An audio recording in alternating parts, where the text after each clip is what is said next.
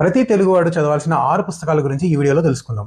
ఈ పుస్తకాలు చదివితే మీ ఆలోచన సరళి ఖచ్చితంగా మారిపోతుంది. మీ జీవితాన్ని కూడా సరైన మార్గంలో పెట్టగలిగే గొప్ప పుస్తకాలు ఇవి.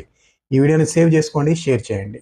సో మొదటిది ఏంటంటే బారిస్టర్ పార్వతీశం. దీన్ని మొక్కపాటి నరసింహశాస్త్రి గారు రాశారు. అసలు లోక జ్ఞానమే తెలియని ఒక చిన్న గ్రామంలో పుట్టి పెరిగిన యువకుడు ఒక లాయర్ అవ్వాలని చెప్పి ఇంగ్లాండ్ వెళ్ళడానికి బయలుదేరతాడు. సో అతనికి సంబంధించిన కథ ఇది. ఇందులో ఉన్నత స్థాయి ఆశయం ఉంటుందండి.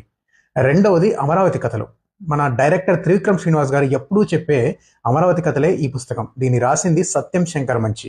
ఈ పుస్తకంలో 100 కథలు ఉన్నాయండి. అన్నీ కూడా ఆనిముత్యాలాంటి కథలే. ఇంకా మూడవది అతడు అడవిని జయించాడు. ఈ పుస్తకాన్ని కేశవరెడ్డి గారు రచించారు. ప్రకృతిని గౌరవించడం గురించి ఈ పుస్తకంలో చాలా గొప్పగా చెప్తారు కేశవరెడ్డి. 4వ పుస్తకం ఏంటంటే చివరకు మిగిలేది. దీన్ని బుచ్చిబాబు గారు రచించారు. జీవితంలో చివరకు మిగిలేది జ్ఞాపకాలే అన్న మెసేజ్ని ఈ బుక్ చాలా స్ట్రాంగ్గా చెప్తుంది. 5వది అసమర్థుని జీవనయాత్ర. ఇది త్రిపురనేని గోపీచంద్ రచించారు.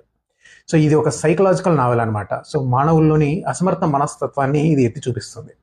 ఇక 6వ పుస్తకం ఏంటంటే పాకుడు రాళ్ళు. డాక్టర్ రావూరి భరద్వాజ దీన్ని రచించారు.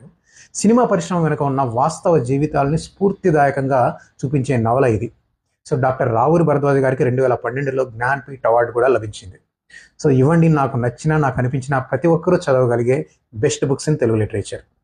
మీరు ఏమైనా పుస్తకాలు చదివి ఉంటే, మీకు ఏమైనా పుస్తకాలు నచ్చి ఉంటే కింద కామెంట్ సెక్షన్లో కామెంట్ చేయండి.